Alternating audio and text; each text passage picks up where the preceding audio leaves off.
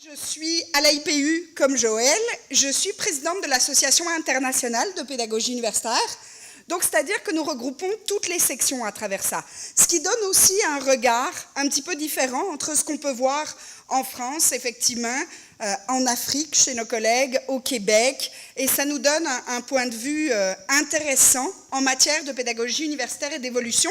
Je ne reviendrai pas sur tout le travail que Joël a mis de l'avant, et notamment sur ces différences qu'on va rencontrer en fonction des contextes. Par contre, ce que la littérature nous montre très clairement, c'est qu'en s'inspirant de ce qui se fait ailleurs, parce que ça c'est le systématisme du cas français, qui fait beaucoup rire les Nord-Américains, on doit bien vous dire, parce qu'on considère que c'est pas si différent de ça, mais ça permet de dire qu'on est chez nous, on ne peut pas le faire. Et donc notre pragmatisme nous amène à dire ben, c'est pas tout à fait vrai. Donc moi, je peux me permettre de dire des choses au ministère que je pense qu'un certain nombre de collègues français ne peuvent pas dire tout haut, notamment que franchement, c'est n'importe quoi, et que la question de la pédagogie n'enlève rien à la question de recherche, et que dans tous les établissements, la recherche va être à la tête des choix d'enseignants-chercheurs. Il ne faut pas se leurrer, il ne faut pas se mentir quand on nous dit « oui, mais chez vous, on autorise que c'est faux ». Simplement, on considère que ce n'est plus la chose qui devrait être la source unique de valorisation professionnelle. Ça ne veut pas dire qu'on y est arrivé, mais ça veut dire qu'on continue à taper sur le clou et que je pense que c'est par des assemblées ici où on a des jeunes maîtres de conf à cheveux gris qui un jour peut-être vont monter dans la structure et qui eux vont commencer à se dire « donc moi je suis de l'avis de faire ce qu'on appelle au Québec manger un éléphant une bouchée à la fois, c'est-à-dire grappiller par le fond, et ces gens vont finir par monter au CNU et être repartis avec des idées. Ça prendra peut-être encore 2 générations, mais moi je crois qu'on peut les gangréner par la racine. Ouais, mais j'essaye aussi, rassurez-vous, nous serons donc plusieurs, et nous n'aurons pas, on commence à être trop nombreux. Alors, quand même, la question du contexte actuel, il y a une injonction qui apparaît en termes de qualité de l'enseignement. Il faut quand même avouer que si on regarde au cours des 25-30 dernières années, on a vu dans tous les établissements, ou en tout cas une grande partie, une injonction à cette qualité. Injonction qui peut venir du ministère, qui est passée un temps par ce qu'on appelait l'assurance qualité aussi, qui amenait un certain stress. On a parfois une injonction à l'interne, par un président qui veut absolument qu'on montre qu'on est bon, par le fait d'obtenir des bourses, d'être dans des classements. Donc cette injonction, elle apparaît depuis un certain nombre d'années autour des questions de qualité. Elle est liée aussi au fait qu'avec le numérique, notamment, les étudiants ont des espaces de formation beaucoup plus ouverts qu'auparavant. Joël vous parlait de programme de formation. Moi, j'enseigne dans un programme de formation à Sherbrooke, auquel j'ai enseigné cette nuit, de 1h à 4h du matin. J'ai donné une formation, y compris à des gens qui habitent en France, puisque le programme n'interdit pas qui que ce soit de s'inscrire au programme de formation qui se donne sous un format hybride, c'est-à-dire totalement à distance avec des temps de présentiel. Et ça amène une ouverture par rapport à la formation qui est beaucoup plus large qu'auparavant et qui amène les établissements à se questionner, à se dire, nos étudiants vont-ils automatiquement venir chez nous comme par le passé parce que c'était facile, ou vont-ils finalement aller un petit peu papillonner en termes de qualité. Et là, tout d'un coup, on a un réveil d'un certain nombre d'établissements qui se disent « Wow, attends, là, ça pourrait commencer à me poser des vraies questions. » Autre élément du contexte, et je pense que vous l'avez largement soulevé, la recherche est la source de valorisation professionnelle numéro 1. L'important, c'est d'être un bon chercheur. Alors, on ne sait pas très bien ce que c'est entre nous, hein? Parce que si c'était avoir un prix Nobel, il n'y en a pas beaucoup. Si c'était avoir publié dans Nature, il n'y en a pas beaucoup. Mais c'est qui un bon chercheur? C'est-tu le gars que tu ne vois jamais à ton université parce que lui, il fait de la recherche de chez eux et il va au golf l'après-midi parce que tu comprends, c'est épuisant de chercher. On ne sait pas très bien c'est qui, mais on sait que c'est important. L'autre chose, c'est qu'on a quand même une lourdeur et une complexification du métier d'enseignant-chercheur. Avant, il suffisait d'être un bon chercheur. Aujourd'hui, il faut d'abord chercher de l'argent. Parce que faire de la recherche, c'est d'abord chercher du cash. Donc on va remplir des demandes de subvention, ça ne sert à rien, mais ce n'est pas grave. Tu peux quand même dire, je cherche. Et des fois tu cherches longtemps, de l'argent, puis quand tu l'as obtenu, tu vas remplir des papiers pour dire comment tu vas dépenser l'argent. Joël et moi, on a un super projet, depuis les 2 premières réunions, on parle de problèmes d'argent. Donc on a reçu de l'argent, mais comment va-t-on dépenser cet argent? Alors on a fait un plan, mais attention, ah non, ça c'est du budget de fonctionnement, ça c'est du budget de personne. Et cette personne-là, c'est pas vraiment une personne, tu comprends? On pourrait peut-être la tourner, voyons donc. Mais le service financier de l'Université de Bourgogne va être très content du rapport financier que nous allons faire. Donc des fois, je passe plus de temps à justifier l'argent que je dépense qu'à faire une activité de recherche. En plus, je vais quand même avoir des étudiants qui sont bons, forcément. D'abord parce que je suis un bon prof. Ensuite, je vais recruter les meilleurs. Puis, je vais aller lire des thèses d'autres gens pour démontrer quand même que les miens sont meilleurs. Tu sais, j'ai lu la thèse de l'étudiant de Joël, mais ils sont quand même un peu moins bons que les miens, ça me rassure. Mais je vais quand même aller comme jury, parce que c'est important qu'on me voit. Tu vois, bon. Et puis, je vais répondre à des courriels. Ah, ça, le courriel, notre activité préférée. J'en ai ce matin 383 non lus. J'imagine qu'il y a quelqu'un qui, à un moment donné, va se dire « c'est pas si important que ça hein. ». Mais c'est très important dans notre activité. Combien de temps par jour passons-nous? Rappelons-nous aussi que maintenant, on va aller dans des super commissions que nos établissements trouvent importantes. Tu passes 3 heures en réunion, puis tu te dis « j'aurais pu faire 100 courriels pendant tout ce temps-là ». Mais non, je suis allée, j'ai souri, on a dit « Cristallisant de l'Université de Sherbrooke était là ». Et j'ai souri, tout le monde s'en fout, et mon président aussi, mais si je n'y avais pas été, par contre, il aurait été moins content. Ce qu'on va faire aussi, c'est des évaluations, des corrections, de la qualité. Tout ça, c'est super. Mais quand est-ce qu'on a le temps de faire tout ça? Et par ailleurs, rappelons-nous que tout ce qu'on a fait, c'est une thèse. Moi, quand j'ai fait ma thèse, personne ne m'avait dit « non, mais tu vas devenir une spécialiste de Twitter qui va écrire pour savoir que tu es dans la super rentrée de Sapiens et que c'est super important pour Sherbrooke que tu sois là. » Mais personne ne m'avait dit ça. On m'avait dit « fais une bonne thèse, l'analyse de données, fais ta recension d'écrit. » Eh bien, je ne sais pas vous, mais moi, lire des articles, c'est maintenant une activité un peu de passion de la fin de semaine. Le samedi soir, mon fils s'est couché, je me dis « bon, allez, si je lisais un article. » Parce que le reste de la semaine, je fais plein d'autres trucs que lire des articles. Mais peut-être qu'un bon chercheur, lui, il trouve le temps. Ou bien il a des étudiants qui lisent pour lui et qui font des résumés. C'est ça qu'il me faut. Alors, maintenant que j'ai établi ça, je comprends que ma question, elle est comment je fais pour me développer professionnellement sur ces autres activités? Et dans ces autres activités, il y a l'enseignement et l'encadrement. Parce que ce sont des vraies questions. Et je crois en ce sens-là que ce que certains voient comme une obligation, effectivement, comme l'a mentionné Joël, pour moi, c'est une opportunité. Le décret, les repères pour l'exercice du métier, ils deviennent des opportunités de développement professionnel. Pour la première fois, ici, on a dit, oui, mais attends, peut-être qu'on peut vous offrir ce levier. Le décret, quand il est sorti, il avait pour première visée, non pas le maître de conf qui rentre de lui dire « ah ah, tu t'es pas formé, c'est pas chouette », mais plutôt de dire « ton établissement t'offre-t-il l'opportunité de te développer ?» Et là, croyez-moi, c'est peu les maîtres de conf qui étaient surtout emmerdés. C'était beaucoup les présidents d'université qui se disaient « ben moi, j'ai pas de service de support à la pédagogie. » D'abord, ils savaient même pas c'était quoi. Hein. Puis ils disaient « mais je vais devoir faire ça comme tout le temps. » Ouais, c'est ça, c'est comme devenu maintenant un décret. Ah bon? La vraie question est qu'est-ce qui se passera s'ils ne le font pas? Et là, on ne l'a pas encore résolu. Vous savez, l'enseignant-chercheur, c'est à la couenne dure. Hein? Quand il n'a pas envie, il n'a pas envie. Puis l'idée, ce n'est pas d'obliger pour moi, c'est de démontrer l'opportunité. Parce que la plupart des enseignants-chercheurs, quand Joël vous parle d'hérédité, ce n'est pas qu'ils ne veulent pas changer, c'est qu'ils ne savent même pas ce qui existe d'autre.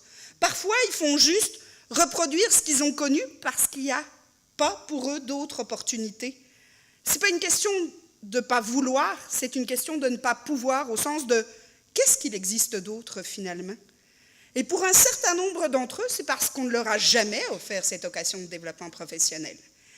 Maintenant, ce n'est pas toujours facile d'entrer par la voie de la formation, effectivement, ça ne veut pas dire que ce n'est pas possible. Joël vous l'a dit, le concept de développement professionnel, il n'est pas facile à appréhender, mais afin de situer le propos aujourd'hui, je vous propose de regarder ça à travers la définition, et Joël a cité l'auteur qui sont Portelance, Martineau et Mukamurera. Ils l'ont fait effectivement pour l'enseignement secondaire, vous le soulignez tout à l'heure, parce que les questions de développement professionnel en enseignement supérieur sont encore relativement rares, en effet. Joël a tout à fait raison, mais j'aime la façon dont ils abordent un certain nombre de points. D'abord, l'idée qu'on est bien dans un processus graduel, c'est exactement ce que Joël a dit. Il est continu, il s'inscrit sur une continuité dans le temps, sur un processus. Ils veulent permettre d'avoir de l'acquisition, mais aussi de la transformation des compétences et effectivement des composantes identitaires, qui sont pour moi extrêmement importantes. C'est une redéfinition du métier d'enseignant-chercheur, conduisant progressivement les individus et les collectivités. Et ça aussi, c'est un point important. Ne plus se penser comme étant un seul individu devant son amphi, mais comme faisant partie d'une collectivité, une équipe pédagogique, un programme de formation. C'est un élément différent de ce qu'on voyait par le passé.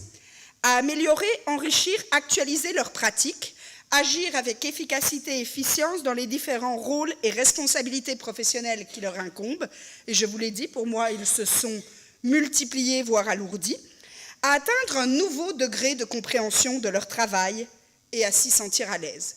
Oui, les étudiants changent, oui, nos milieux changent, oui, les attentes de la société changent, oui, le mode de fonctionnement change. C'est pas si évident que ça. Moi, j'ai des collègues qui me disent, en fait, si je regarde à l'époque où j'ai été engagée, aujourd'hui, je ne serai jamais engagée par rapport à ce qu'on attend d'un jeune enseignant-chercheur. Son nombre de publications, ses lieux de publication, ses espaces de formation, les projets dans lesquels il est intégré, ses réseaux internationaux. D'ailleurs, nous, à Sherbrooke, on n'engage que des gens qui ont plus de 50 ans, quasiment. Comment voulez-vous que quelqu'un qui sorte réponde aux exigences inscrites? Ça fait maintenant 8 ans que je suis prof. On a engagé 12 personnes depuis moi. La dernière qu'on vient d'engager a 1 an de moins que moi aujourd'hui. C'est quand même assez marquant. C'est une démonstration que les compétences qu'on recherche ne sont pas atteignables par un étudiant sortant d'un doc ou d'un post-doc. Ça veut dire qu'on a des questions à se poser.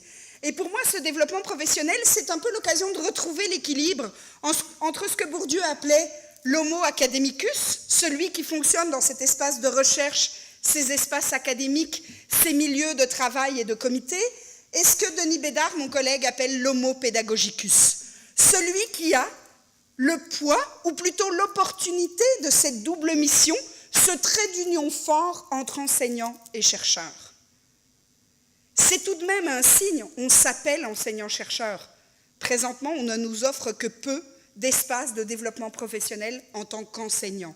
Et là, pour moi, il y a un équilibre à rétablir. Et ça veut dire que les établissements doivent devenir les premiers porteurs de ce changement. C'est par les présidents d'université qu'on va aller atteindre les hautes sphères. Vous avez raison, nous, les petits profs ordinaires, on a beau gratter une porte, tout le monde dit « oui, c'est bien mon chat ». Mais d'ici 10 ans, tu ne seras plus là, tout le monde va être content.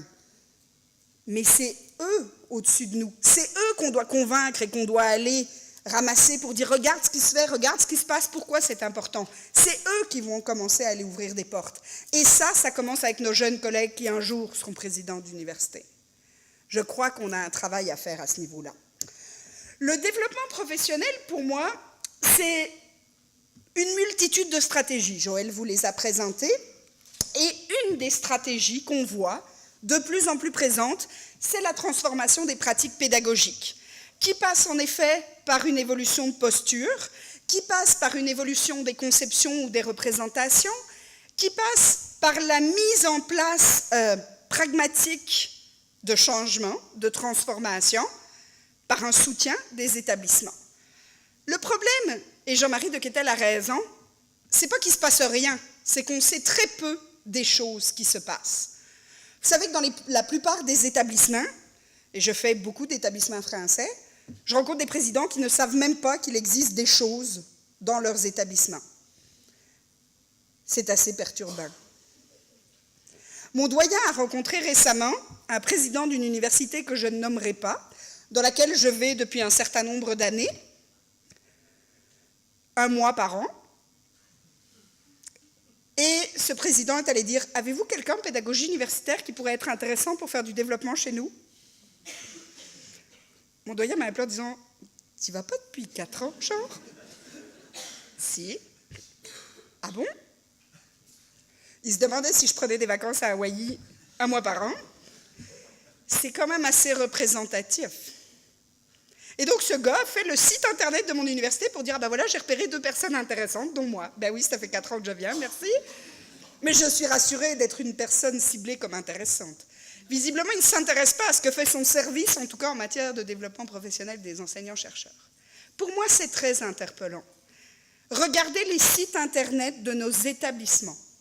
Combien de fois sur le site internet vous voyez des éléments qui sont, oui, chez nous, on a une transformation pédagogique majeure, un prof qui a fait ça, un prof qui est allé présenter ça dans un colloque en matière même de didactique de la chimie. Non, par contre, on nous annonce que le conseil d'administration a voté le CA 32-23-19 concernant la pérennité du service Intel. Et là, tu te dis, le site internet, aux dernières nouvelles, c'est quand même pour attirer des étudiants, des parents, des gens de l'externe qui viennent voir. Ils sont foutus, tu penses, de ce que le CA a voté sur un truc qu'ils ne comprennent même pas. Pourtant, on parle très peu de pédagogie. Intéressant pour des établissements qui sont quand même aussi autant, et je vais prendre le gros mot, des dispensateurs de connaissances que des créateurs de connaissances. Est-ce qu'on n'a pas là oublié une mission fondamentale ? En tout cas, moi, ça m'interpelle. Et quand on se parle de transformation pédagogique, je pense que Nicole Poto mettait un élément intéressant en avant. Elle a dit, pour se transformer, les activités d'enseignement et d'apprentissage doivent se constituer en objets de recherche, sur lesquels peuvent s'appliquer les démarches de recherche déjà pratiquées par les acteurs concernés, en y ajoutant une dimension interdisciplinaire. Et pour moi, c'est effectivement un des leviers intéressants. C'est-à-dire que les enseignants-chercheurs et les établissements, les faire passer par la recherche sur les questions d'enseignement et d'apprentissage, ça peut devenir un vrai levier. Un vrai levier parce que ça rassure aussi les enseignants-chercheurs. Parce que la recherche, souvent, ils connaissent, ils maîtrisent, ils se sentent plus à l'aise. Et donc, il y a l'occasion là d'aller développer un autre arc. Maintenant, on va discuter de ce que ça veut dire de la recherche en matière d'enseignement et d'apprentissage, mais dans cette démarche de recherche, il y a effectivement, comme Joël l'a mentionné, la démarche du Scholarship of Teaching and Learning, ce qu'on appelle le SOTL. Nous avons dans la salle quelqu'un avec qui j'ai eu l'occasion de faire un projet de recherche-développement, qui est Jean-Louis, qui va vous parler de communauté de pratique tout à l'heure, où on a suivi une démarche en matière de SOTL. Alors Jean-Louis pourra vous expliquer à quel point, même si je vais vous la présenter de manière relativement linéaire et simple, elle ne l'est pas forcément dans une mise en place. Elle fonctionne de manière plutôt itérative et en faisant appel à une souplesse que chacun peut mettre en place. Mais vous allez voir qu'on va relever un certain nombre d'éléments que vous avez mentionnés sur ce qui caractérise le développement de recherche.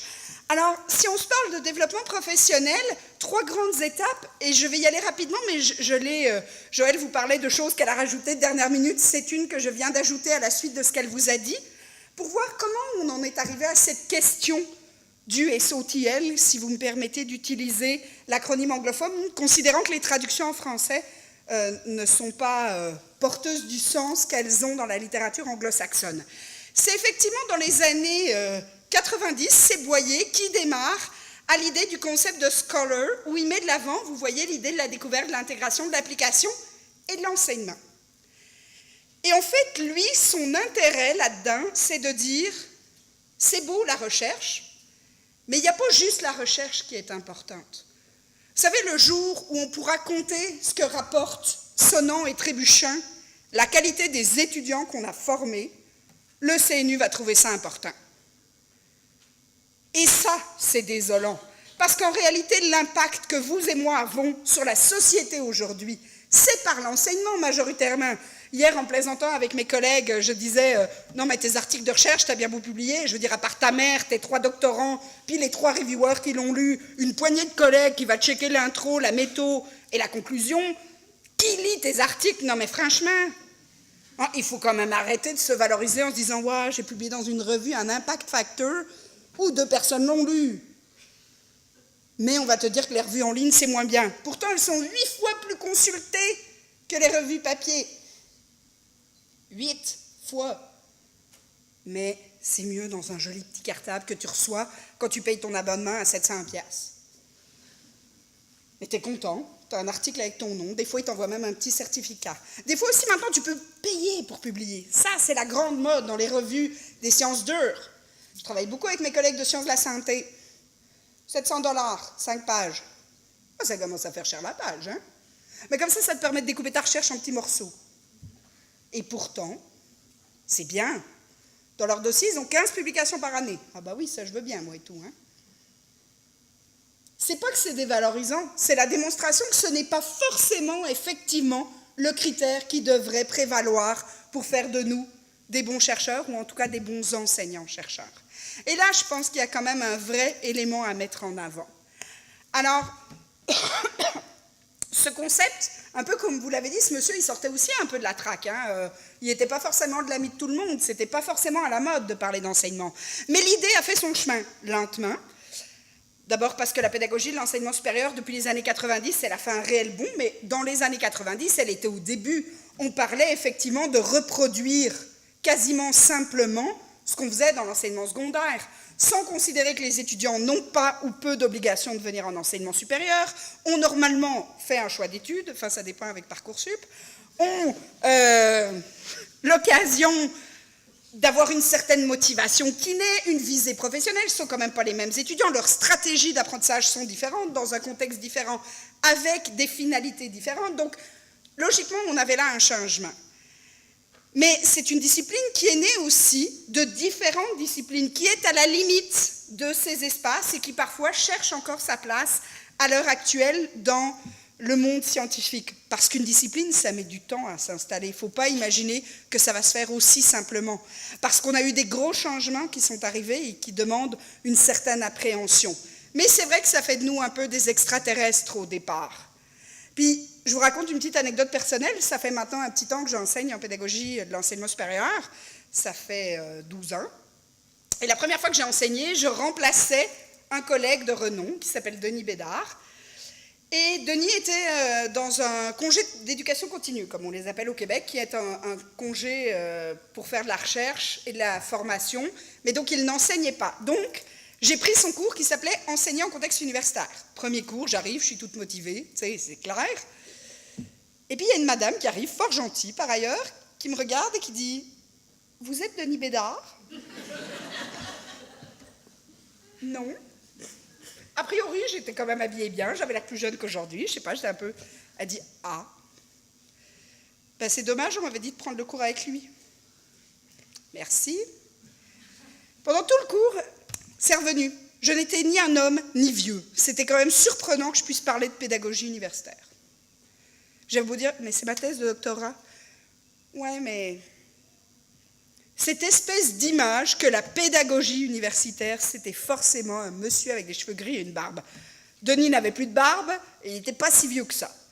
Mais pourtant, il portait cette image. Et donc c'est un vrai changement de penser aussi cet espace comme un vrai lieu scientifique dans lequel aujourd'hui, il existe un certain nombre de recherches. C'est seulement en 2007, comme vous voyez, qu'on a Whitman et Richlin qui propose un article qui va parler pour la première fois de Scholarship of Teaching. Donc on est bien dans la réflexion autour de l'excellence sur l'enseignement. Et c'est vrai que quand Joël vous parlait du Teaching Tips, Mekichi est un... À mon avis, il a fait sa fortune sur son bouquin que nous utilisons nous-mêmes en formation. D'abord parce qu'il s'est associé à quelqu'un d'autre et parce qu'il a fait, par contre, au cours des 25 dernières années, un vrai progrès dans le mode de pensée. Ensuite, parce qu'il est quand même extrêmement pragmatique. Il est nord-américain, il est rassurant pour un certain nombre d'enseignants. Parce qu'on ne se le cachera pas, parfois les enseignants vont dire « Oui, mais ces gens de sciences de l'éducation, ou là, au Québec, on va dire les pelleteux de nuages. Tu ne sais pas très bien ce qu'ils font, tu sais. Ouais, mais toi et puis tes théories qu'on ne comprend même pas, parce que tu emploies des mots qu'on ne comprend même pas. Ben oui. Tu sais, des fois, tu arrives puis tu dis « Oui, mais alors là, si on regarde du point de vue de votre posture en termes d'apprentissage puis d'évaluation formative, vous vous situez comment ?» Et le prof, il te regarde et il se dit « J'enseigne la physique. » Il y a un enseignant un jour qui m'a dit « Mais il n'y a pas d'objectif en mathématiques. Pourquoi tu veux que je trouve des objectifs ?» On part de loin, mais on l'a emmené.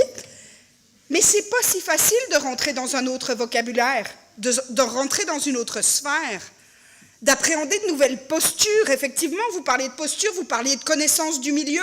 Qu'est-ce qui se fait, qu'est-ce qui s'y fait pas? C'est pas aussi évident que ça. Et puis, aujourd'hui, on a effectivement le concept en lui-même de Scholarship of Teaching and Learning, avec l'idée que ce qui nous réunit aujourd'hui, et Joël a raison quand elle vous dit qu'il y a des différences disciplinaires, mais dans toutes les disciplines, le point d'ancrage commun qu'on a tous, c'est l'apprentissage des étudiants. En tout cas pour les collègues qui croient à ce qu'est l'enseignement, c'est-à-dire ne pas s'écouter parler. Toutes les recherches nous disent c'est dans la pluralité des activités pédagogiques qu'on va voir une différence. Ça ne veut pas dire qu'on doit bannir l'enseignement magistral, pas du tout. Ça peut être très intéressant, mais on n'est pas obligé de le voir comme un gars qui est dans une chaire en haut, avec une population que tu ne sais pas très bien c'est qui, mais c'est pas grave, il m'écoute, parce qu'il a l'impression qu'il n'y a pas beaucoup de bruit dans le fond. C'est pas vrai. Et ça, les données probantes le démontrent. On a beau me dire, oui, mais non, mais ça, c'est un groupe de pelleteux qui pensent que ça fonctionne de même. Non, aujourd'hui, quand même, il y a de la recherche en pédagogie universitaire depuis 30 ans, dans certains domaines comme la problématique de l'apprentissage par problème, donc le problem-based learning. On parle de la recherche depuis maintenant 60 ans. Vous n'allez pas me dire qu'on n'a rien collecté en 60 ans de données. On parlait de collecter des données, il y en a. Donc on ne peut pas toujours nous amener l'argument de oui, mais on n'a pas encore vu complètement les effets. Mais comme dans beaucoup de sciences humaines, comme dans beaucoup de sciences sociales, et même comme dans un certain nombre de sciences dures, des révolutions et des changements sur des choses qu'on a cru vraies pendant longtemps, on les a crues jusqu'à ce que quelqu'un dise « c'est peut-être pas tout à fait ça ». Et donc ça se peut qu'on ait parfois des résultats contradictoires. Et c'est là l'importance aussi, effectivement, d'éléments que vous avez énoncés, être reproductible, avoir des éléments de tendre vers une certaine objectivité, tout en sachant que, dépendamment des paradigmes, on va avoir des différences. Être capable de les reconnaître, de les analyser, d'utiliser une méthodologie appropriée. Il est là l'enjeu. Et je pense qu'il est là le levier pour démontrer que l'enseignement et l'apprentissage, on peut le regarder à travers les yeux de la recherche. Et on le voit aujourd'hui, il y a un certain nombre de colloques, de revues, d'associations professionnelles qui ont vraiment au cœur de leur pratique les questions d'enseignement et d'apprentissage dans des disciplines. On n'éliminera jamais la question disciplinaire. C'est justement elle qui colore la manière dont on va regarder ce qui s'y fait. Parce que Joël a raison, il y a des cultures disciplinaires. Mais vous seriez surpris de voir à quel point il y a des ressemblances entre nos disciplines. J'enseigne maintenant depuis un certain nombre d'années en pédagogie de l'enseignement supérieur à des profs qui viennent de 8 facultés différentes. Donc sont assis dans la même salle, un gars en physique, en génie des matériaux, en sciences religieuses, en philosophie contemporaine, en lettres modernes, en grec ancien, en éducation, en petite enfance, en mathématiques intégrales. Eh bien, parfois, quand ils sont assis, ils disent « Ah, et chez vous aussi, les étudiants, la motivation, c'est pas aussi facile. » Pourtant, tout le monde croit qu'en sciences de la santé, médecine, ils sont forcément motivés. Et tu ris, on les a sélectionnés, choisis, chouchoutés. Ben non, eux et tout, des fois, ils ont une baisse de motivation. Ben non, des fois, la planification, elle pose les mêmes questions en génie des matériaux qu'en sciences du religieux. Dans des contextes différents, avec des finalités qui peuvent être différentes, mais aussi parfois avec des choses qui sont plus proches que ce qu'on imagine. Et un certain nombre de collègues apprécient justement d'aller voir dans différents milieux ce qui s'y fait pour comprendre des approches différentes. Pourquoi? Parce que quand on se parle entre nous, Joël et moi, quand on se parle de sciences d'éducation, c'est clair qu'on emploie probablement des termes que je n'emploie jamais quand je discute avec mes collègues de physique.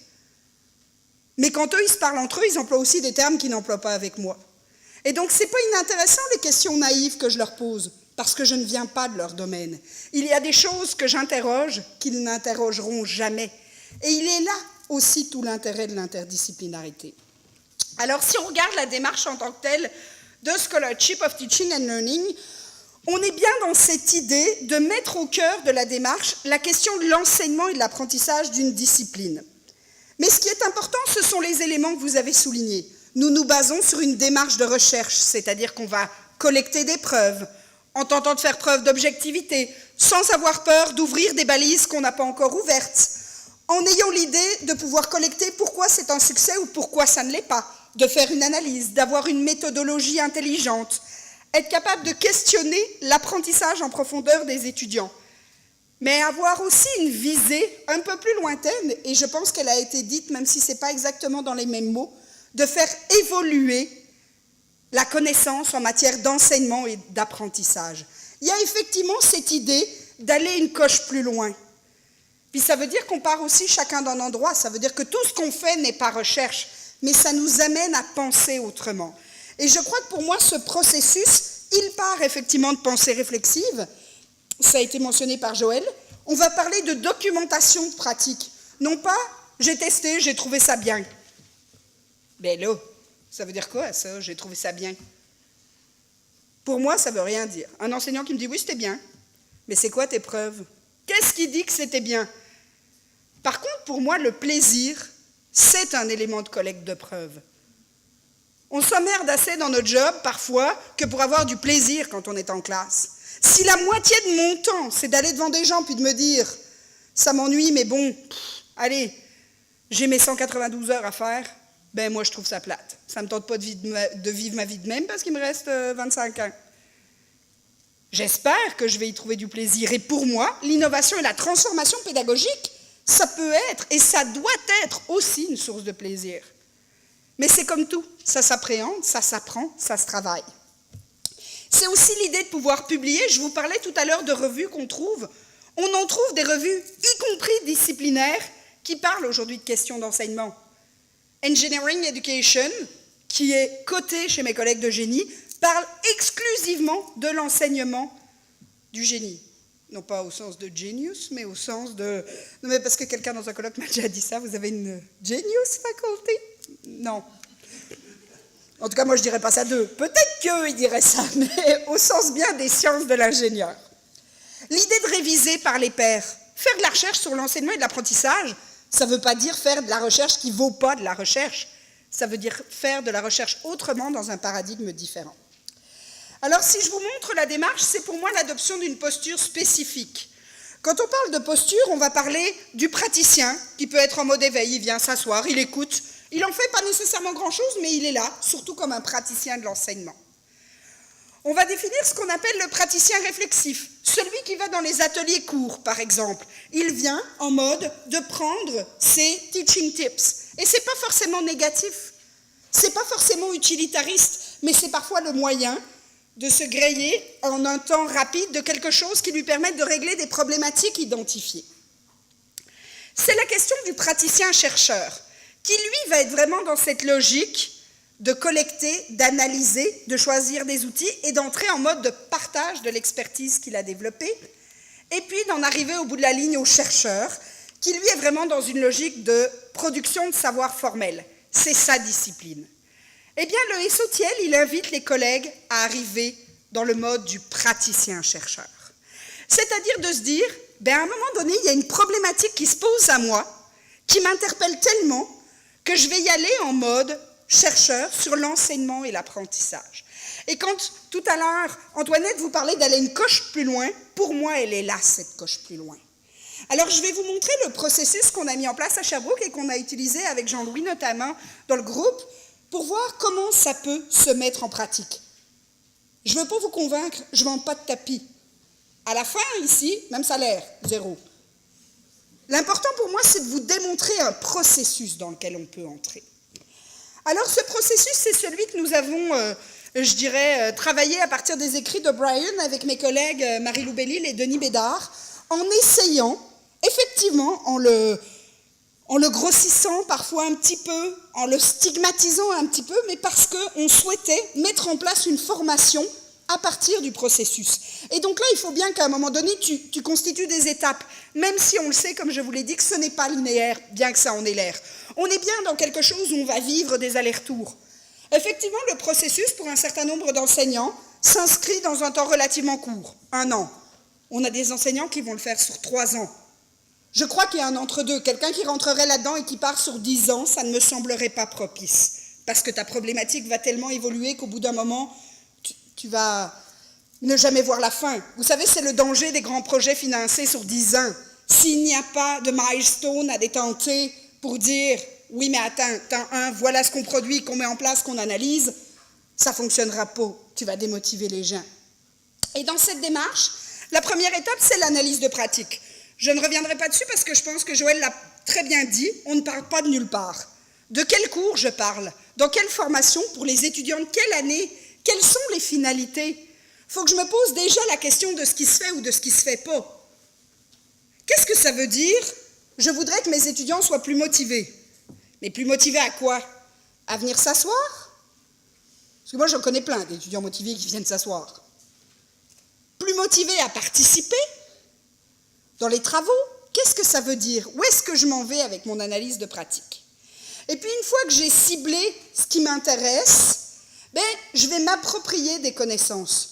Il existe énormément de choses. Et souvent là, c'est une étape de découverte pour les enseignants, chercheurs disciplinaires. Ou enseignants, hein. D'ailleurs, je ne fais pas la différence ici. Parce qu'en fait, parfois, ils ont une super idée qu'ils trouvent géniale.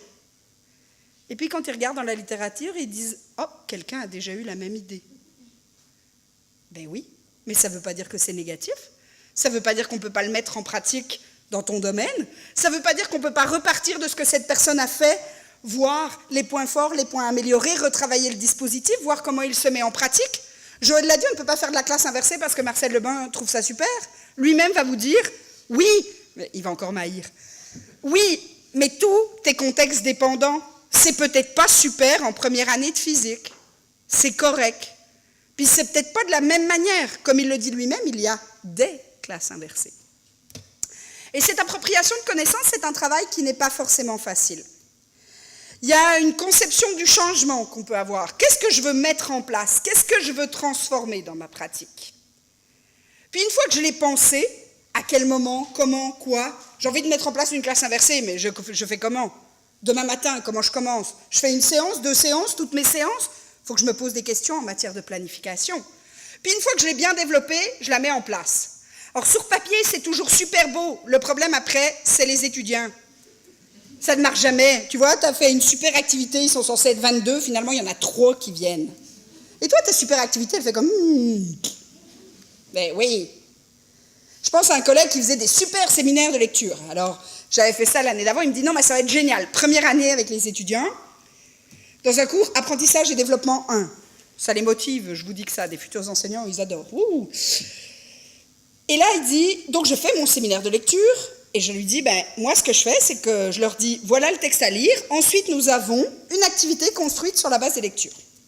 Alors évidemment, premier cours, vous connaissez le système. La moitié des étudiants n'ont pas lu.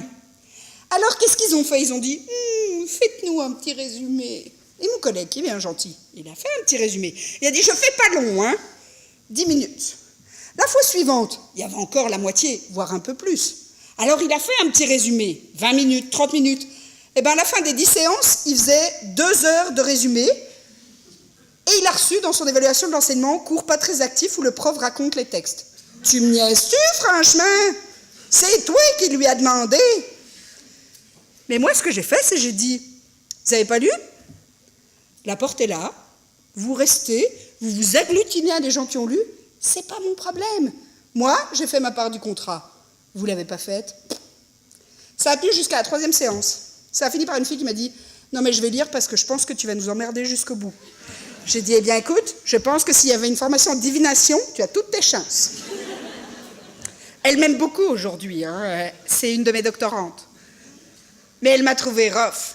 Mais c'est sûr qu'il lisait. À partir du moment où vous ne cédez pas sur ce que vous trouvez des essentiels, mais ce n'est pas forcément évident.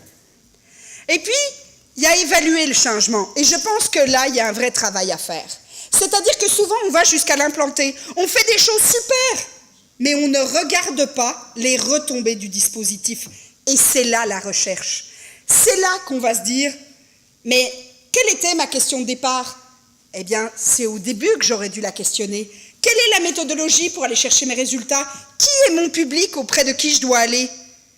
Comment je vais analyser ces données? Où est-ce que je suis capable de partager avec mes pairs? À qui, au final, je vais communiquer? À l'interne, à l'externe, dans un colloque, dans mon établissement, sur un blog? C'est quoi? Où est-ce que je vais? Et c'est là toute la richesse de ce cycle. C'est d'aller jusqu'à se dire, je vais regarder l'évaluation en mobilisant les outils de la recherche. Ça ne veut pas dire faire de vous des chercheurs en éducation.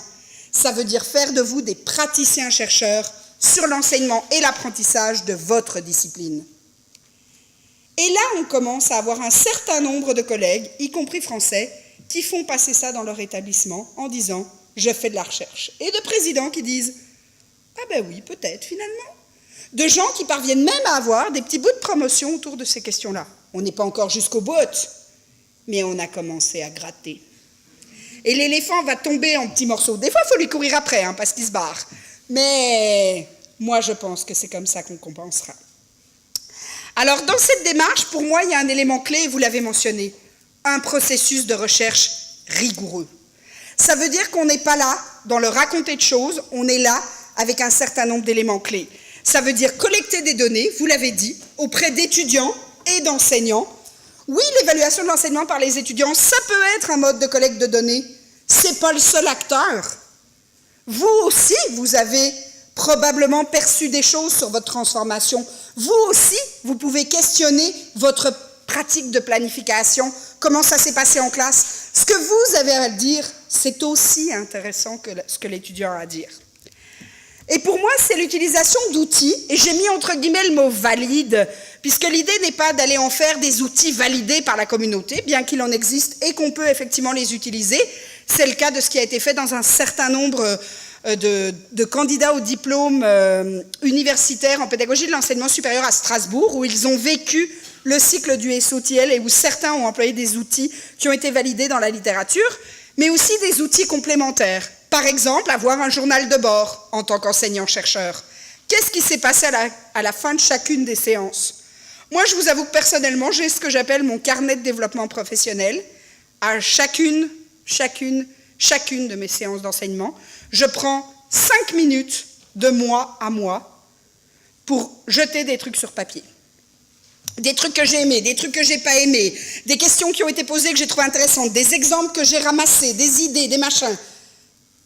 Mais si vous saviez comme ça nourrit ma boîte à idées, c'est extraordinaire. Ça me permet aussi de voir mes creux. Là où je me dis, ouais, ça revient chaque année, puis ça me chicote à chaque année. Ça veut dire qu'il y a là un point que je dois aller travailler. C'est des vraies questions qu'on peut se poser. Le questionnaire auprès des étudiants qu'on connaît tous, le classique, des entrevues individuelles et collectives qui peuvent être menées à partir de guides d'entretien, évidemment, des traçages d'artefacts que vous pouvez utiliser, donc tout ce que vous produisez, les séquences que les étudiants produisent, tout ça, ça peut devenir des éléments. Un artefact, c'est toutes les productions tangibles. Le syllabus de cours, c'est un artefact. C'est vraiment des traces de preuves. Et puis, ce qui est intéressant, c'est ce que monsieur a dit tout à l'heure, c'est d'analyser et d'interpréter ces traces. Qu'est-ce que j'en fais? Et pas juste de dire, non mais j'ai trouvé ça bien, mon feeling c'est que c'était bien. Ouais, mais ton feeling, ça vaut rien scientifiquement parlant, on va se le dire, là. Qu'est-ce qui permet de le dire? Est-ce que la problématique que tu avais soulevée initialement, ce que tu as collecté de données permet de dire, oui, mes étudiants ont été plus motivés à la fin parce que, quels sont mes critères et mes indicateurs sur lesquels je me pose pour pouvoir faire une évaluation fiable? Et là, on va démontrer la pertinence. Là, on va être capable de dire, j'interprète mes données intelligemment, contexte dépendant, comme vous l'avez dit, avec une certaine objectivité potentielle, mais liée à mon paradigme. Et là, il y a un vrai enjeu, parce qu'il y a aussi l'idée, pour moi, de dégager des pistes pour la suite. Non pas l'idée de « oh mon Dieu, ça n'a pas marché, c'était zéro », mais pourquoi? Qu'est-ce que j'en fais? Qu'est-ce que je transforme? Mettre en place une innovation pédagogique, ça prend du temps. Si c'est pour le faire une fois, ça ne sert à rien entre nous. C'est par la transformation et l'analyse des pratiques intelligentes qu'on va réussir à se dire qu'est-ce que je garde et qu'est-ce que je transforme. Ne jetez pas tout le bébé avec l'eau du bain. Ne jetez pas le bébé avec l'eau du bain. Gardez des petits bouts. C'est important pour moi de se poser cette question. Et puis, j'aimerais juste finir sur quelques éléments qui me semblent clés. C'est de penser ça dans une logique individuelle. Vous êtes des individus en matière de développement professionnel, mais de le voir dans une approche de collectif. Se faire accompagner, pour moi, et je pense que Sapiens ici est un vrai levier, c'est essentiel. Je ne connais pas d'enseignants qui ont mis en place le SOTL un matin en se levant et en se disant « Ah ben moi, ça me parle, allez go ». Seul, ça ne fonctionne pas. Quand vous avez commencé à devenir chercheur, avez-vous été seul? Oui. Vous avez eu un mauvais directeur de thèse. On va s'en parler? En fait, non. Normalement, l'institution a mis en place une série de balises, des cours de méthodologie, des pairs, des directeurs, Et c'est un vrai enjeu, vous avez raison, la question de la qualité de l'encadrement, à laquelle je m'attaque d'ailleurs.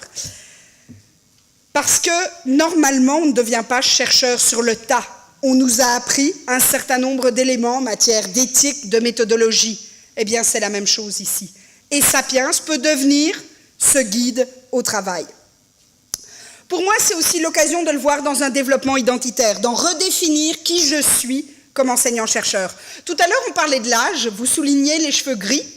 Eh bien, sachez qu'effectivement, en formation, la plupart des gens qu'on y voit sont des enseignants avec une certaine expérience. Et souvent, leur commentaire, c'est « ça fait 20 ans que ce que je fais, ça ne marche pas, alors maintenant, je viens chercher des idées pour faire mieux pour les 20 dernières années. » Et souvent, ils ont atteint un certain pic dans leur carrière.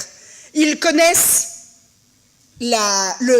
l'appartenance de leur discipline, ils connaissent les codes, ils n'ont pas besoin de s'adapter, ils n'ont pas besoin de se calquer, ils se sentent le droit de lâcher leur hérédité. Ils ont aussi le sentiment parfois que ça les intéresse moins, la recherche dans leur discipline, c'est plus à leur tripe. Ils ont envie d'aller ailleurs, et c'est souvent un passage où on les rencontre. Et donc, c'est une vraie transformation identitaire pour une partie d'entre eux. L'idée de partager avec la communauté, c'est le sens même du chercheur. Tu es tout content dans ton bureau quand tu as trouvé un truc. Mais si tout le monde s'en fout, ça sert à quoi? Si tu ne fais pas avancer la collectivité. C'est ça l'université. C'est pas juste d'être dans une jolie tour, dans un beau bureau avec une belle vue. C'est de se dire qu'on est des acteurs, un acteur de transformation de la société actuelle. Évidemment, il y a une difficulté potentielle en termes d'écriture dans un domaine qui n'est pas le nôtre. Quand je vous parlais de communication, c'est souvent un des espaces difficiles. Il ne faut pas le nier. Ça veut dire qu'on doit travailler à des outils de développement en ce sens-là. Et puis tout à l'heure, je vous parlais du collectif parce que par moi, il faut penser l'impact, non pas juste sur moi comme personne, mais sur le programme de formation dans lequel je suis. Le président a parlé de projet et de transformation. Et pour moi, ça veut dire penser la transformation de ces pratiques comme enseignant-chercheur à la transformation des pratiques dans mon milieu. Faire évoluer ma discipline en matière d'enseignement et d'apprentissage. Et là, on s'attaque à un sacré gros éléphant dans certains domaines. Les sciences de l'éducation en premier. Il est un domaine plus lent et qui n'avance pas que les sciences de l'éducation. Ce sont les acteurs qu'on rencontre le moins souvent dans les journées comme aujourd'hui. On va se le dire franchement, parce qu'ils considèrent qu'ils n'en ont pas besoin. On pourrait avoir une belle discussion là-dessus.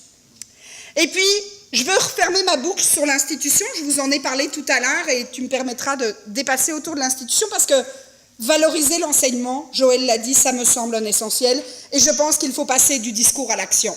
Au Québec, il y a une belle expression qui dit « ce serait bien que les bottines suivent les babines ».